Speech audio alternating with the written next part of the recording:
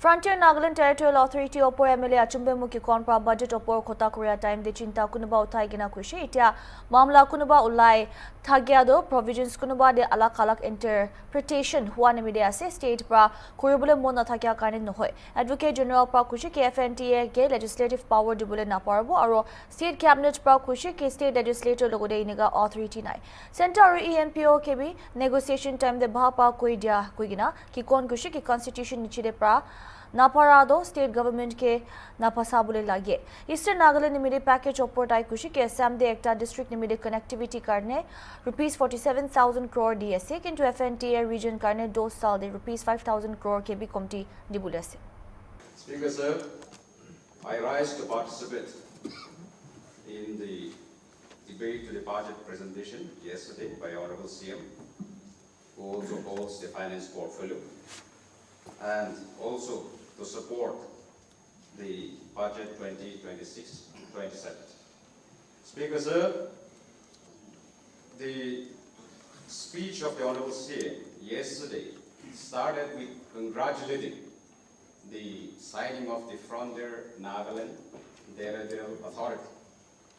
Well, as has been already expressed by the former honorable speakers, members of this House, we came with a lot of zeal and eager that the bill will go through without much debate and intervention. But however, there is a contention in terms of interpretation of few sentences and words. This is nothing new actually for the Nagas, Speaker said. Even in the nine-point agreement, prior to the India becoming independent, there was a conflict of interest in the interpretation of the words and sentences which are being inserted in the agreement. And that's how the agreement would not see the light of the day. Then, in the present context, even the 3rd August 2015 framework agreement, there is also a conflict of interest, a clash of interpretation in the words used in the framework agreement between the NSNIM and the Government of India. And that's how it is stuck there, unable to go neither backward nor forward. Now, Speaker sir, let me come back straight to the point. As far as the FNDA is concerned, this government, our government, was attentive to their demand, and we were serious in accommodating all their suggestions and views. What is possible within the domain, within the parameter, within the power of the state government. But what is not possible within our domain was in no uncertain term told to them, expressed, conveyed to them that these are things which are possible, these are things which are not possible. With that understanding, with that kind of negotiations, it was forwarded to the Ministry of Home Affairs. And since I am also the Secretary General of the Naga People's Front, you are aware, Speaker said, and by virtue of that post, I also hold the Member Secretary of the People's Democratic Alliance of this government. And therefore, I have been also keenly following, and not only that, time to time on these important discussions, I have been participating, and also I have access to some of the communications between the Government of Nagaland and the Ministry of Home Affairs, Government of India. One such document, which I wish to place before you, Speaker sir, which already been read out by our Honorable CM in his opening address before during today's session about the FNDA, that the Advocate General Nagaland have advised, rendered his legal opinion, advised the state government that the legislative power cannot be given to the FND. because we cannot create legislative power within the state legislature. Within the state legislature. This was made clear to them, and it was also in the knowledge of the Ministry of Home Affairs. And it was also duly communicated to the government and to the FNDA, to the ENBO friends also, that these are things which will not be possible. And it was also an assurance from the Ministry of Home Affairs that Article 370A1 will not be touched, that there is no question of bifurcating the states in the form of union territories or another state within the state. These are all mentioned in the Union Ministry of Home Affairs convention, well, giving it their opinion to the state government. And also that there should be no extraordinary discretionary power for the governor of Nagaland to look after the FNDA affairs. And most of all, legislative, executive, and financial autonomy power cannot be given to them. With all these assurances from the Ministry of Home Affairs, the state government, in its best wisdom, through the cabinet, after consultation, due consultation with the ENBO officials, forwarded the matter to the Government of India. And if there is any twists and turns in the language and insertion of words and length sentences in the agreement, I think it is unfortunate, and state government should not be blamed. Government should not be accused and alleged, hurl unnecessary allegation of the state government. Because from the beginning, it was all made clear. And the Union Ministry has also, Home Ministry have also made it clear to us that all these are safeguarded, and therefore, only then we can agree them on. Accordingly, the FNDA was signed.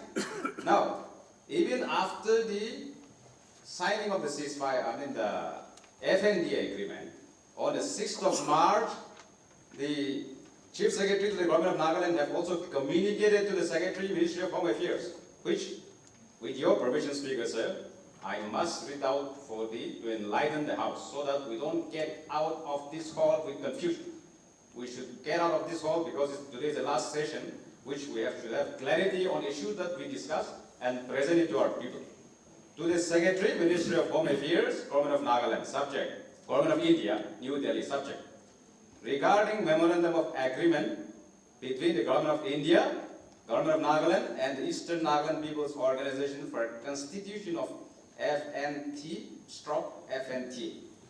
1. I may like to mention that the state government, in terms of Bara 3.3 of the Memorandum of Agreement, signed on the 5th February 2026 between the Government of India, Government of Nagaland, and Eastern Nagaland People's Organization, is presently in the process of drafting a bill incorporating the provisions of MOA for a constitution of FND.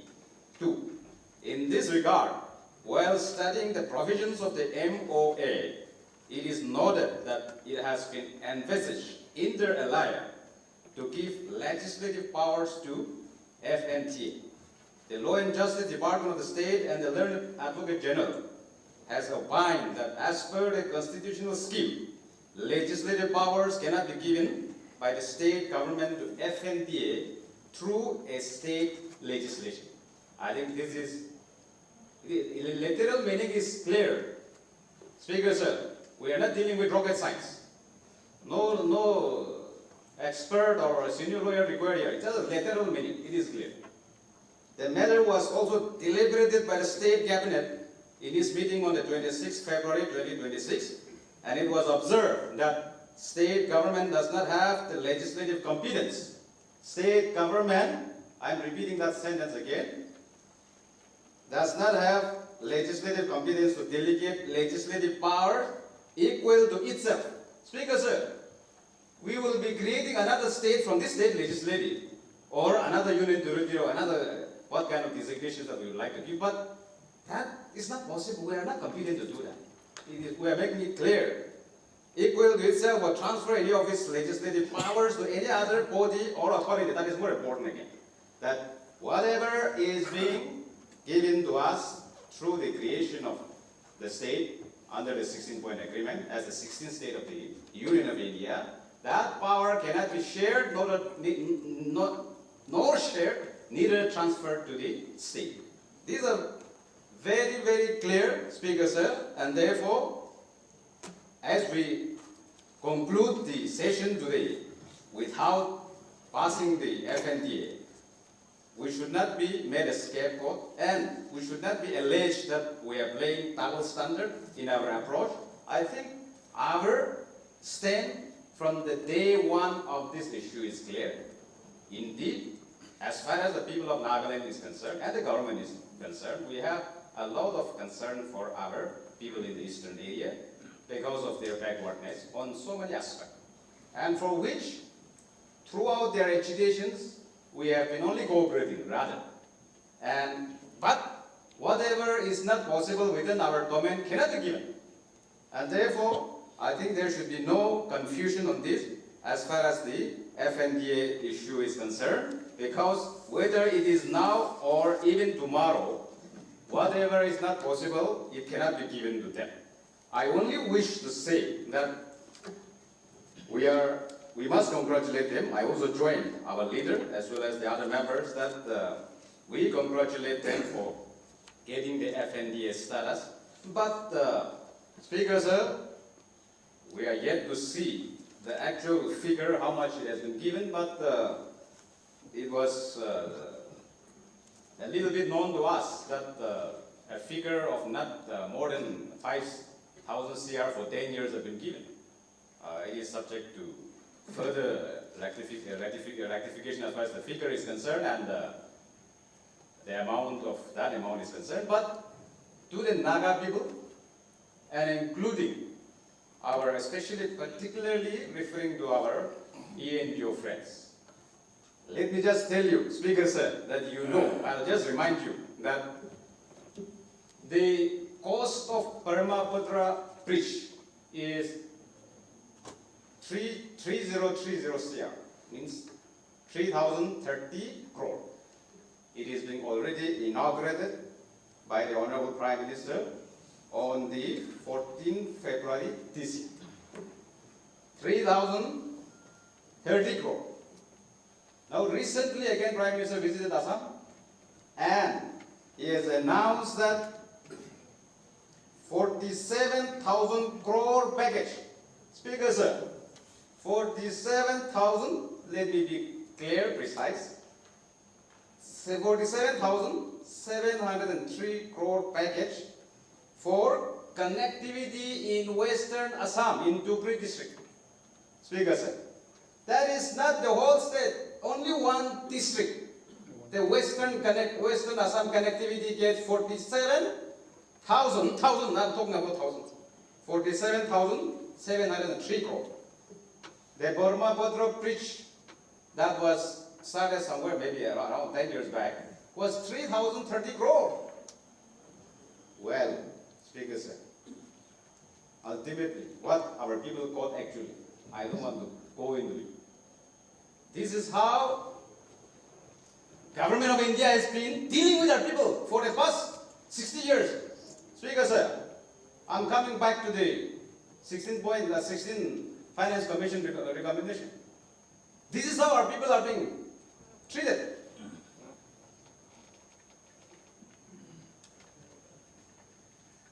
This is how we have been, either stepmotherly or whatever term you wish to use, Speaker Sir. You may call it unparliamentary for which I want to restrain a lot of words therefore, but this is the treatment we are getting. Imagine, I'm just comparing a figure of one district, not very far away from our homeland, from Naga.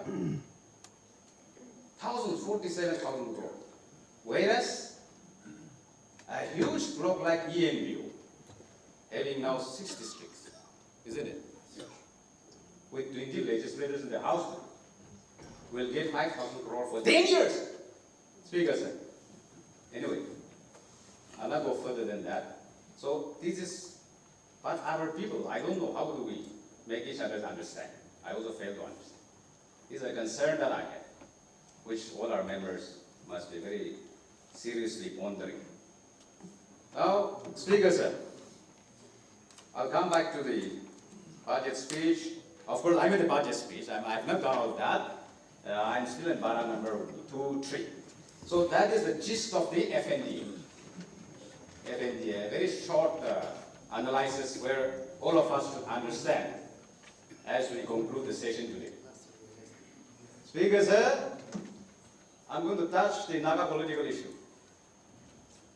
Para number 5 and 6 of the budget speech of our Honorable CM, that he was passionately talking about the honorable resolution of the Naga political issue by forming political affairs committee. And most of us are member of this committee. We are serious, and we have had several rounds of meeting. And on the 3rd of February, we set out for Delhi. And I have already expounded this during the governor's debate. I don't want to repeat that again. But the mission was successful. I would, without any hesitation, say, because Honorable Home Minister, Mr. Amit Shah was candid in his reply to the concern, the opinion raised by our Honorable Chief Minister, that this issue is a political issue. It is Naga issue is a political issue, and therefore the government of India is officially recognized as a political issue, and for which political negotiations have been going on at the highest level. And in a parliamentary democracy, Prime Minister is the highest level. So therefore, since you have engaged the Naga freedom fighters at a political level, at the highest level, now, after this prolonged negotiations, it cannot be trust abound to a bureaucrats or a retired IB people, all this, those who are handling intelligence role. It has to be dealt at the political level and settled honorably. So, a political man, a political person, having the full trust and mandate of the government of India, particularly the Prime Minister, should be appointed, should be entrusted to conclude the initiatives that you have taken. Speaker sir, for your information, after the 1975 failure of the Shillong Accord, our movement intensified. And our leaders were actually fighting even outside the country, outside India. And Indian leaders, the prime ministers, were frantically looking for our Naga leaders to have dialogue, to have discussion, negotiations to resolve the issue. Now, after a lot of desperately looking for them, getting them, engaged them, if they are not serious in finding a solution, that is not a way to deal with each other. And Nagas, I think I would, without any doubt in my mind, will say this, that we have withstood the onslaught of the British, the mighty British Empire also, and we have also withstood the let us say, the great Indian armies. Although war has been waged on us, we didn't want to do that. So our patience also should not be tested. When the Naga leaders are coming forward for a negotiations, for a honorable settlement, Government of India also should be serious, Speaker sir. So this is how we have been seriously engaged with the Government of India and also with our Naga freedom fighters. Now, there are also a group of people, Speaker sir, I belong to a regional party where our Honorable CM is the president at the moment, the Naga People's Front. As far as the philosophy and the ideology of my party is concerned, we believe beyond the creation of this statehood, Speaker sir. The Naga issue has not ended with this creation of statehood. It is beyond this. Naga people are spread across the length and breadth, even in India, Assam, Arunachal, Manipur, and the present state of Nagaland. We occupy a very small portion, actually, Speaker sir. The larger time of our land is in eastern side, so-called beyond the international boundary. Where, if you see the practice of the amongst the Gonyaks, many of their subjects, many of their villages lies beyond the international boundary. So therefore, when we say Naga issue, we are not only talking about the Nagas of Nagaland state. We are not into that narrow concept, narrow thinking. There are a group of people, including some seasoned, elderly politicians and bureaucrats, trying to malign us, the present government, that we are the stumbling block in finding solution to the protracted Naga political issue. Speaker sir, through your chair, I would like to convey to them that we are not. We are actually looking for an honorable solution. We are the one who has stood the test of time as far as the commitment, serious commitment on the Naga political issue is concerned. They were also at one point of time in the chair. I can only say that probably they are looking for a platform. That I don't know. But they cannot just randomly hurl allegation on our government, especially to our leader, the Honorable Chief Minister, who is also my president. You have seen that with the merger of the two regional parties, consolidation of these two parties, NDPP and NPF, into one, he was telling the gathering, the congregation, that we must leave a good legacy to our people. We must ensure that Naga people are protected. Naga identity is safeguarded, preserved, promoted. It's already entrenched, embedded in his blood, in his ideology. That I started from this party, we must all gather and see that we leave a good legacy. With that commitment, we have consolidated the party. Now, if he doesn't have that commitment for the Naga people, if he only thinks for the power and chair, I don't think it was necessary, Speaker sir. He was having the enough number. In the House of 60, 32 should be enough. 31 actually, to be precise. But still then, that was the commitment my president, our Honorable CM, Dr. Nipirio, has already demonstrated in no uncertain terms. Now they are trying to, in every program that they organize, if people don't turn up, they will blame the state government, particularly mentioning his name. It is the Chief Minister who is pretending, as if Chief Minister has no work or no other work. I don't think even if I seek appointment to him, sometimes he doesn't have appointment to me to talk on the party issues. He has lots of issues to handle a complicated state like Naga. I don't think he has time to talk to every organization, every individual. These people are organizing this program, don't go this, you go. I don't think so. These are unfounded, wild allegations. I think this must stop. They are also all respectable men in their own way. They should not hurl unfounded allegations. And Naga people have also given them positions at one point of time. If we are to question one another, should we say that what they were doing during their time? I don't want to go into that debate. Speaker sir, it's a very serious concern because of their engineering, let us say, because of their engineering, there is also, the youth are being misguided, misled. And you have seen the recent polarization of an organization called, what is that? Fed Up Nagas.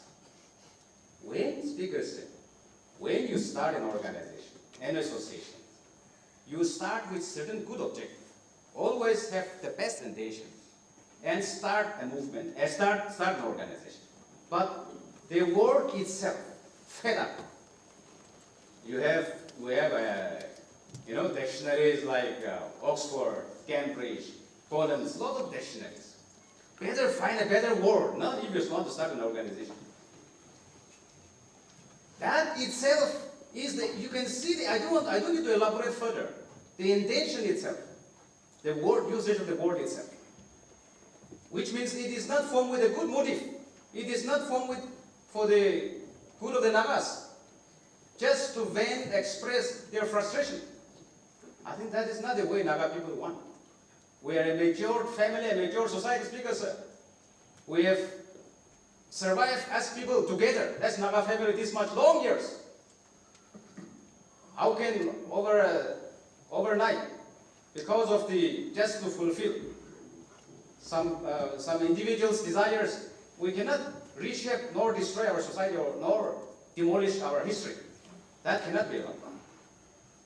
Speaker said, our issue is a political issue. This needs an honorable resolution. If an economic package has to resolve the issue, a long time back this would have been resolved. But it's a political issue. And therefore, as leaders, we are responsible leaders in our own way, in our own right, elected by our people to lead and to have clarity in our thought. Now, what has happened? From the political issue, Speaker, sir, our issue is a political issue at the highest level. What has happened? If we have reduced it to even Kambura's level, Speaker, sir, aren't we making ourselves a mockery, Speaker, sir? Kamburas are appointed by the Home Department.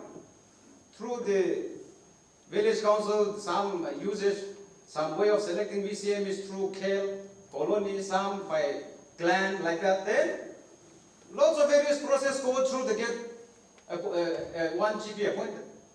Speaker, sir.